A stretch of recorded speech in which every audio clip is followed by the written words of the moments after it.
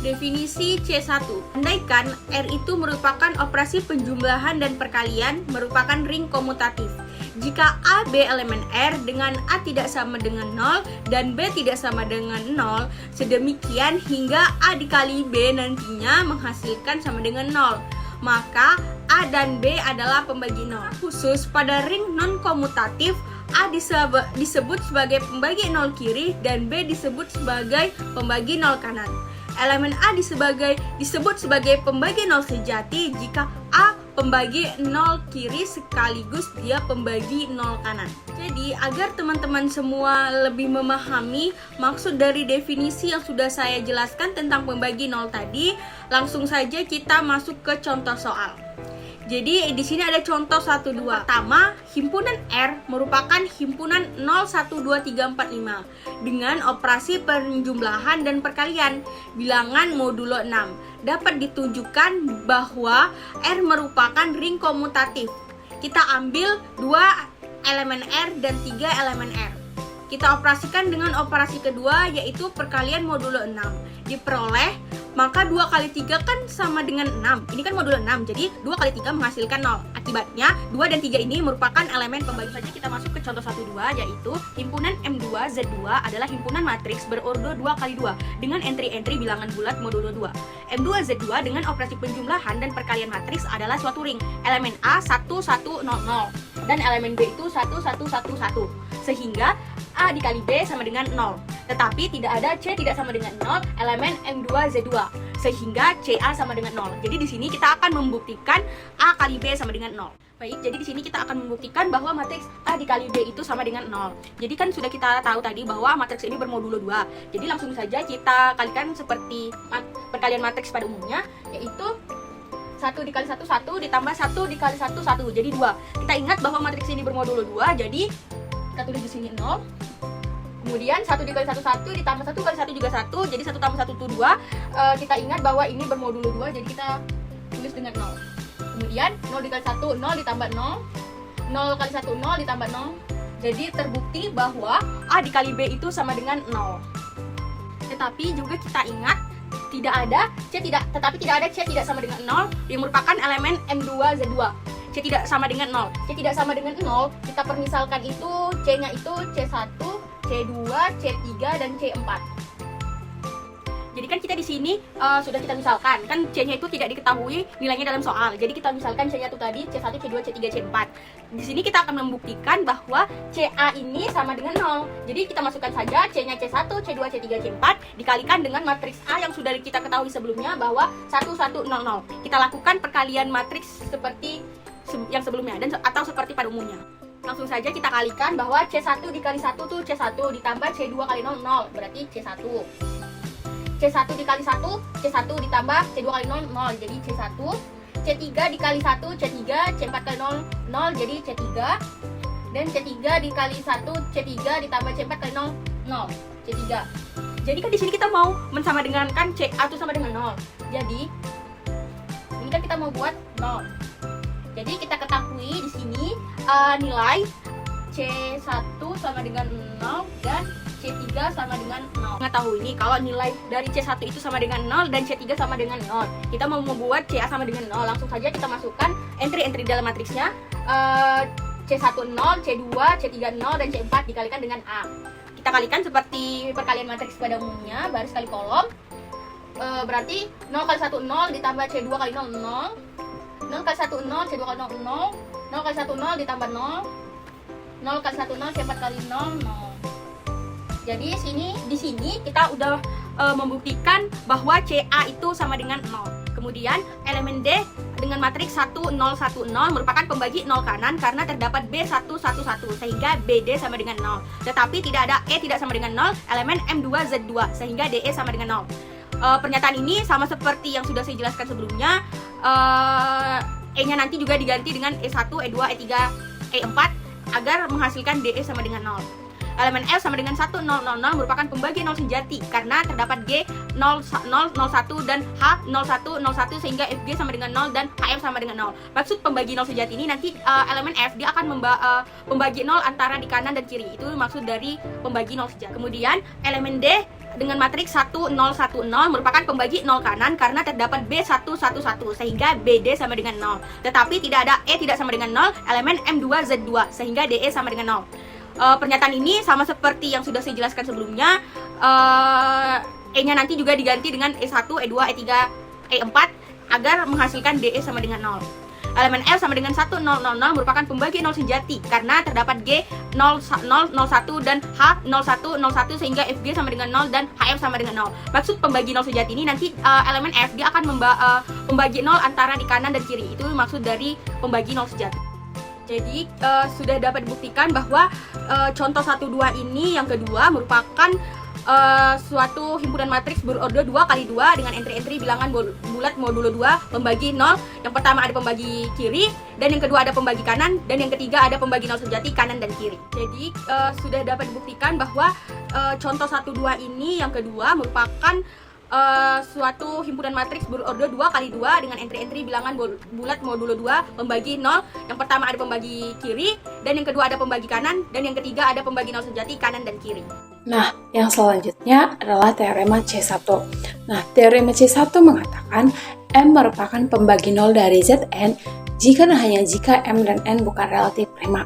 Nah, sebelumnya kita harus tahu dulu pengertian dari relatif prima itu apa.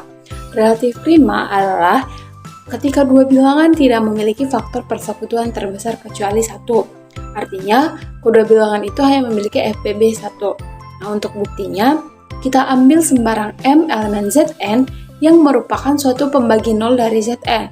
Nah, menurut definisi pembagi 0, maka ada sembarang M tidak sama dengan 0 dan D tidak sama dengan 0 elemen Zn sedemikian sehingga M dikali D sama dengan 0 dalam modulo N. Nah, ini berarti M kali D adalah kelipatan dari N, atau bisa kita tuliskan M kali D sama dengan K kali N dengan K elemen Z. Nah, yang pertama, kita andaikan M dan N itu relatif prima. Artinya, FPB dari M dan N itu sama dengan 1.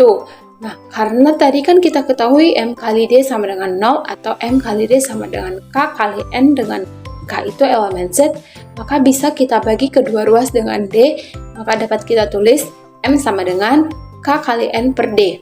Nah, agar M tetap bilangan bulat, maka K kali N per D juga harus bilangan bulat. Nah, supaya K kali N per D itu bilangan bulat, maka D harus membagi N secara tepat, sehingga N per D adalah bilangan bulat juga. Atau bisa kita misalkan dengan S, atau bisa kita tuliskan N per D sama dengan S, dan akibatnya D sama dengan S kali N. Karena D sama dengan S kali N, maka D sama dengan 0. Karena dalam aritmetika modulo N, bilangan yang merupakan kelipatan dari N akan selalu kongruen dengan 0. Maka kita bisa tuliskan S kali N itu sama dengan 0 dalam Zn. Hal ini kan kontradiksi dengan asumsi kita di awal di mana D tidak sama dengan 0. Maka kesimpulannya pengandaian salah, artinya M dan N bukan relatif prima. Nah, untuk yang kedua, kita akan buktikan dari kanan ke kiri, kita andaikan M dan N bukan relatif prima, maka faktor persekutuan terbesar dari M dan N itu bisa kita sebut sebagai D tidak sama dengan 1 atau lebih dari 1. Artinya, ada D membagi M dan D membagi N, yang bisa kita tuliskan D membagi M dan D membagi N elemen Z. Sehingga M kali N per D sama dengan M per D dikali N dalam elemen Zn. Jadi, ada N per D tidak sama dengan 0 dalam elemen Zn, sedemikian sehingga M dikali N per D sama dengan 0. Artinya, ada suatu bilangan bukan 0 yang bisa kita sebut N per D, yang jika kita kalikan dengan M, hasilnya adalah 0 dalam Zn. Nah, kesimpulannya, M adalah pembagi 0 dari Zn. Nah, akibat dari teorema di atas, jika P prima, maka Zp tidak memiliki pembagi 0. Nah, kita ambil misalnya dalam Z7 dengan bilangan prima 7, maka setiap bilangan dari 1 sampai P kurang 1 selalu relatif prima terhadap P, sehingga tidak ada pembagi 0 dalam Zp. Baik, yang selanjutnya adalah definisi C2. Definisi C2 menyatakan bilangan bulat positif N terkecil dinamakan karakteristik untuk ring R jika dan hanya jika N kali A sama dengan A ditambah A ditambah A ditambah A sebanyak N buah sama dengan 0 untuk setiap A elemen R dan N terkecil. Dikatakan ring R mempunyai karakteristik N. Jika tidak terdapat N sedemikian sehingga N kali A sama dengan 0 untuk setiap A elemen R, maka R dikatakan mempunyai karakteristik 0. Nah, untuk lebih memudahkan kita memahaminya, langsung saja kita masuk ke contoh soal. Untuk yang pertama, perhatikan tabel Cayley Z6 dengan operasi penjumlahan pada contoh 10 sebelumnya. Dapat kita perhatikan bahwa karakteristik dari Z6 adalah 6 karena untuk setiap A elemen Z6 berlaku 6A sama dengan A ditambah A sebanyak 6 kali sama dengan 0. Nah, secara umum, Zn merupakan ring untuk karakteristik n. Karakteristik dalam Z6 itu sama dengan 6. Nah, artinya, jika kita mengambil bilangan apapun di Z6 lalu menambahkan dengan dirinya sendiri sebanyak 6 kali, hasilnya akan berupa angka di Z6 juga atau hasilnya selalu 0. Nah, misalnya, kita ambil angkanya A sama dengan 3 di Z6. Tadi kan persamaannya 6A sama dengan A ditambah sebanyak 6 kali sama dengan 0. Nah, ketika kita ambil angkanya 3, maka 6 kali 3 sama dengan 3 ditambah 3 sebanyak 6 kali sama dengan 18 yang merupakan angka dalam modulo 6, maka bisa kita tuliskan hasilnya sebagai 0 dalam Z6. Nah, langsung saja kita ke contoh. Nah, yang pertama dalam bilangan rasional, kita misalkan kita ambil A-nya itu 7/4 dan kita kalikan dengan sembarang bilangan positif n, yaitu 5, maka n kali A sama dengan 5 dikali 7/4, hasilnya 35/4, yang tidak sama dengan 0, atau tidak akan pernah 0. Yang kedua, dalam bilangan real, misalnya kita ambil A-nya itu yaitu 5, dan akan kita kalikan dengan sembarang bilangan positif n, yang kita misalkan dengan 3, maka n kali A sama dengan 3 kali 5, hasilnya adalah 15, dan tidak sama dengan 0, nah, atau tidak akan pernah 0. Nah, kesimpulannya, dalam sistem bilangan rasional, bilangan real, dan bilangan kompleks, tidak ada bilangan positif n yang membuat n kali A sama dengan 0, kecuali A-nya sama dengan 0. Oleh sebab itu, disebut sebagai ring dengan karakteristik 0.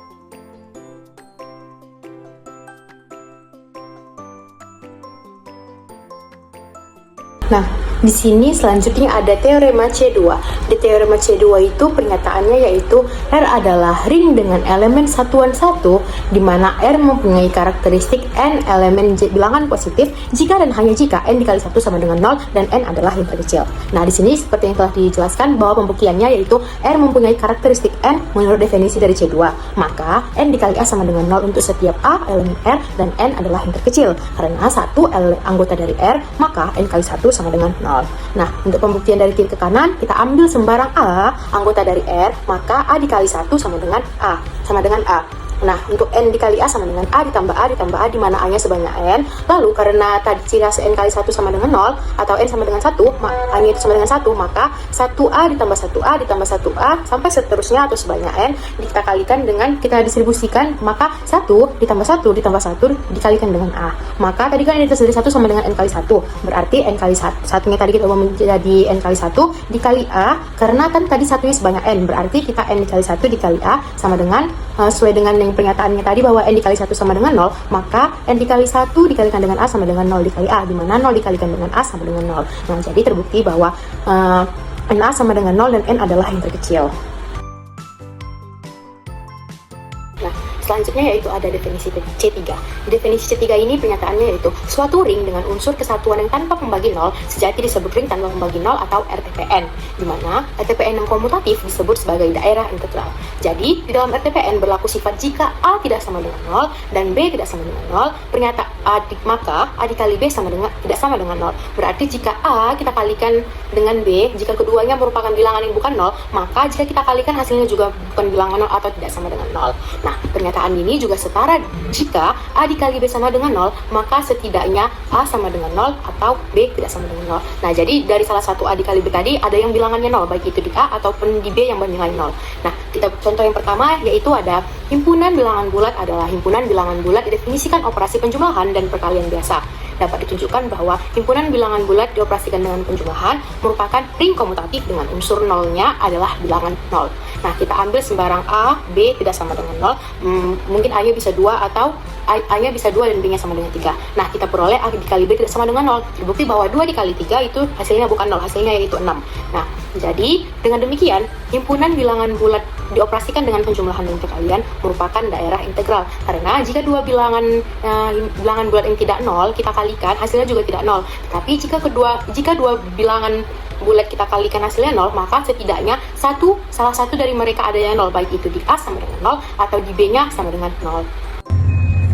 Baiklah, selanjutnya yaitu teorema C4 yang berbunyi suatu ring adalah ring tanpa pembagi 0 atau RTPN jika dan hanya jika memenuhi hukum kansalasi. Nah, maksudnya di sini yaitu kita harus membuktikan suatu ring merupakan RTPN jika dia memenuhi hukum kansalasi.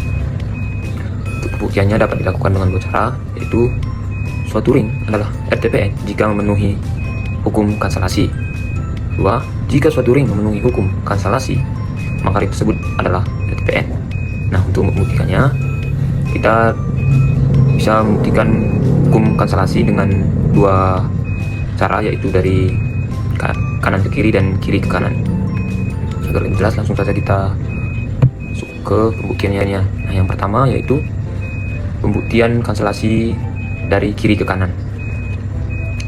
Misalkan R adalah RTPN, artinya jika AB sama dengan 0, maka A sama dengan 0 atau B. Jadi salah satu A atau B itu merupakan sama dengan 0. Kita akan menunjukkan bahwa R memenuhi hukum kanselasi. Misalnya terdapat ABC elemen R dengan A tidak sama dengan 0 dan AB sama dengan C, maka AB dikurang AC sama dengan 0. Kemudian kita operasikan menjadi A buka kurung B dikurang C tutup kurung sama dengan 0. Karena R adalah RTPN, maka dari A tutup kurung B kurang C sama dengan 0 dan A tidak sama dengan 0, kita peroleh B dikurang C sama dengan 0 atau B sama dengan C. Jadi dapat kita simpulkan bahwasanya hukum kanselasi berlaku. Selanjutnya kita buktikan dari kanan ke kiri. Misalkan R memenuhi hukum kanselasi, kita akan menunjukkan bahwa R adalah RTPN, yaitu jika AB sama dengan 0, maka A sama dengan 0 atau B sama dengan 0. Misalkan terdapat AB elemen R sedemikian sehingga AB sama dengan 0. Ambil sembarang C elemen R, lalu kita periksa A, C, B sama dengan 0. Karena kita mengasumsikan hukum kanselasi berlaku, maka dari A, C, B sama dengan 0, kita harus memiliki A sama dengan 0 atau CB sama dengan 0. Jika ini berlaku untuk setiap C, maka khususnya untuk C sama dengan 1, atau jika 1 ada di ring, kita memperoleh B sama dengan 0. Oleh karena itu, dapat kita simpulkan bahwasanya ring tersebut merupakan RTPN.